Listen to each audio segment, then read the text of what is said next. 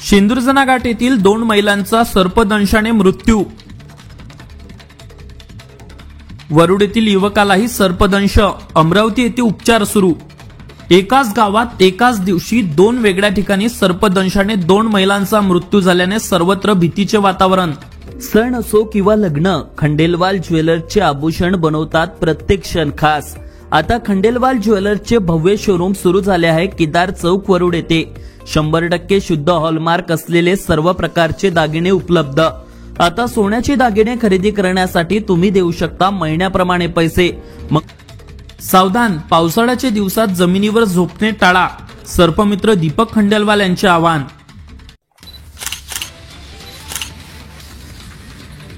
प्राप्त माहितीनुसार वरुड तालुक्यातील शेंदुरजना घाट येथे बुधवार 30 जुलैला सर्पदंश झाल्याने 2 महिलांचा मृत्यू झालाय, तर वरुड येथील एका युवकालाही सर्पदंश झाल्याने त्याला पुढील उपचारासाठी अमरावती येथे पाठवण्यात आले आहे। एकाच दिवशी तालुक्यात या घटना घडल्यामुळे सध्या सर्वत्र भीतीचे वातावरण तयार झाले आहे। शेंदुरजना घाट येथील बालापेठ परिसरातील धनगवडी मंदिर परिसरात राहणाऱ्या मंदा पुरुषोत्तम अपर्ते वय वर्ष 50 या महिलेला पहाटेच्या सुमारास झोपेत असताना सर्पदंश झाल्याने तिला अस्वस्थ वाटू लागले। त्यानंतर या महिलेला प्रथम शेगाट येथील खासगी रुग्णालयात व नंतर ग्रामीण रुग्णालयात दाखल करण्यात आले। तिची प्रकृती चिंताजनक असल्याने तिला अमरावती येथे रेफर करण्यात आले, मात्र उपचारादरम्यान या महिलेचा मृत्यू झालाय। तर शेंदुरजना घाट येथीलच नगर परिषद मराठी शाळा परिसरातील दीपाली होले वय वर्ष 26 यांना त्यांच्या राहत्या घरी सायंकाळी 4:30 वाजताच्या सुमारास सर्पदंश झाल्याने तिला ग्रामीण रुग्णालयात दाखल करण्यात आले, मात्र उपचारादरम्यान तिचा देखील दुर्दैवी मृत्यू झाला।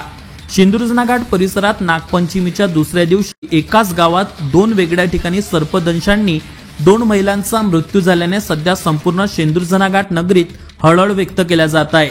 तर त्याच दिवशी वरुड येथील राजुरा नाका परिसरात राहणाऱ्या अंकुश संतोष उईके याला दुपारी 1:30 वाजताच्या सुमारास सर्पदंश झाल्याने त्याला देखील अस्वस्थ वाटू लागल्याने त्याला तत्काळ ग्रामीण रुग्णालयात दाखल करण्यात आले।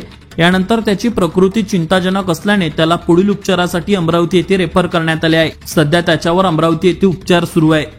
वरुड तालुक्यात एकाच दिवशी सर्पदंशाच्या 3 घटना घडल्याने सर्वत्र भीतीचे वातावरण तयार झाले आहे।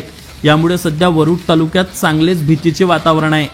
विशेष म्हणजे वरुड येथील ग्रामीण रुग्णालयात सर्पदंश झालेल्या रुग्णांना योग्य वेळी योग्य उपचार मिळतो का, त्या ठिकाणी सर्व प्रकारची औषधं उपलब्ध आहेत का, याकडे लक्ष देणे गरजेचे आहे।